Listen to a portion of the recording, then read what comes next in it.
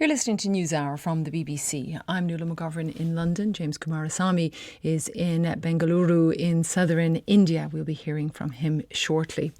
But I want to turn to the latest outbreak of hostilities involving Iran and Israel.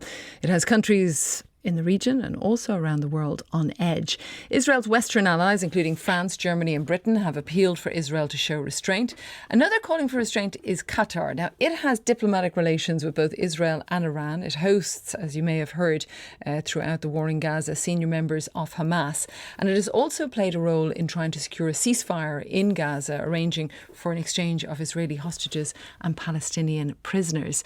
So they're very much a player when it comes to some of these conflicts that are in the region. Nawaf Al-Thani is a former Qatari Director of Defence Intelligence Ops and joins Newshour now. You're very welcome. I mentioned that Qatar is calling for de-escalation, but how do you convince, whether it's Israel or Iran, to follow that path?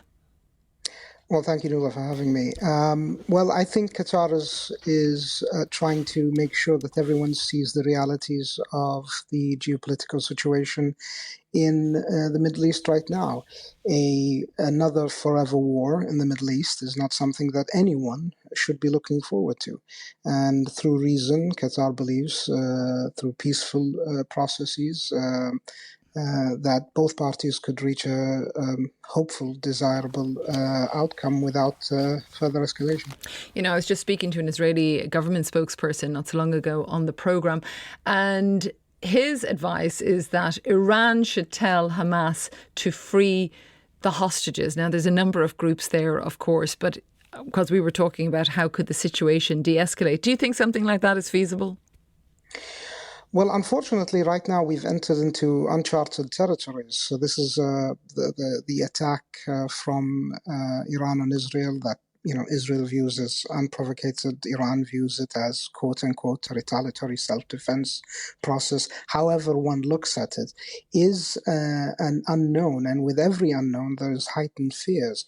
And I don't think it is that simple just to request that Iran intervenes in the peace process. I think both sides should show restraint. Definitely the rhetoric coming out of Israel right now to further bomb Iran and in much gruesome detail that's coming out is not going to help the situation, unfortunately. Yes, and to be specific, the spokesperson did not say any particulars when it came to what retaliation may or may not be. I do believe the War Cabinet has been meeting this morning. They're keeping all options, I think, on the table. But can this be resolved without taking into account the war in Gaza?